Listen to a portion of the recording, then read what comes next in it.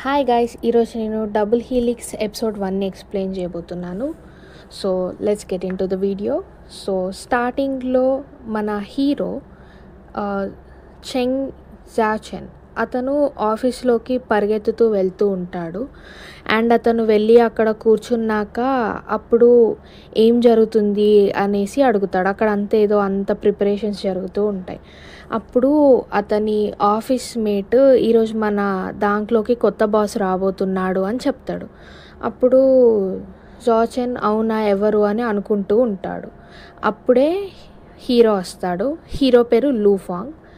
అతను ఎంటర్ అవ్వడంతో వీళ్ళిద్దరూ ఒకరినొకరు ముందటి నుంచి ఏదో హిస్టరీ ఉన్నట్టు చూసుకుంటూ ఉంటారు. అండ్ అప్పుడు లూఫాంగ్ జాచెన్ పేరు తీసి లాంగ్ టైమ్ నో సీ అని అంటాడు. అప్పుడు జాచెన్ కూడా అవును అంటాడు. అప్పుడు వీళ్ళ ఆఫీస్ వాళ్ళు అతను ఎవరు అని అడిగితే జాచెన్ అతను నా ప్రీవియస్ క్లాస్మేట్ అని చెప్తాడు. కానీ మనకి కొన్ని క్లిప్స్లలో వాళ్ళకి ఇంతకు ముందే వాళ్ళు రిలేషన్షిప్లో ఉన్నారు అనేసి చూపిస్తారు.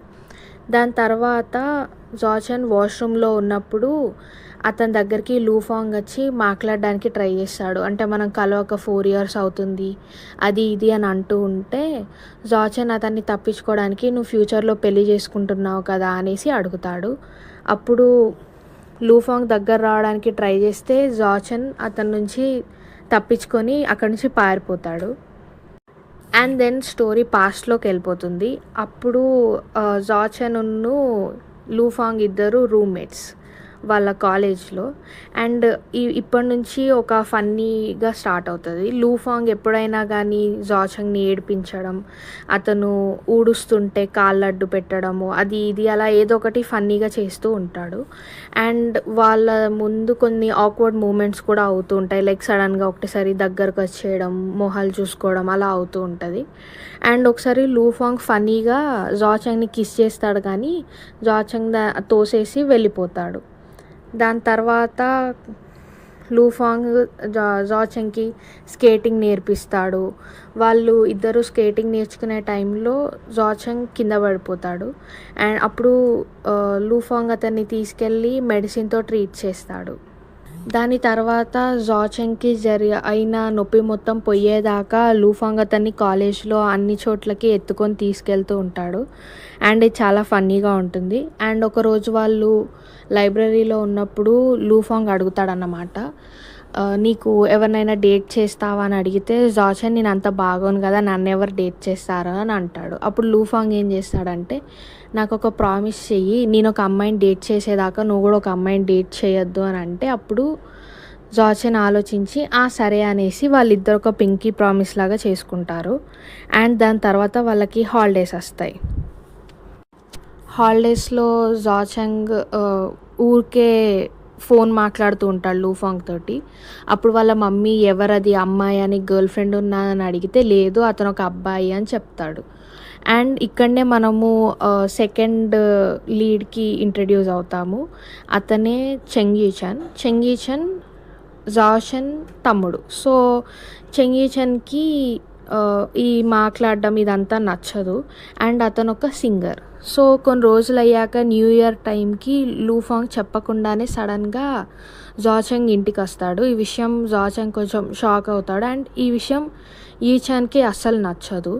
అతని బ్రదర్ ఇంకొకరితో ఫ్రెండ్లీగా ఉండడం అలా కొంచెం అతనికి అంత నచ్చదు. కానీ వాళ్ళ పేరెంట్స్ చాలా హ్యాపీగా ఫీల్ అవుతారు. న్యూ ఇయర్కి లూఫాంగ్ ఇలా వచ్చి గిఫ్ట్స్ ఇచ్చి వాళ్ళంతా డిన్నర్ చేసి అలా ఎంజాయ్ చేస్తున్నందుకు.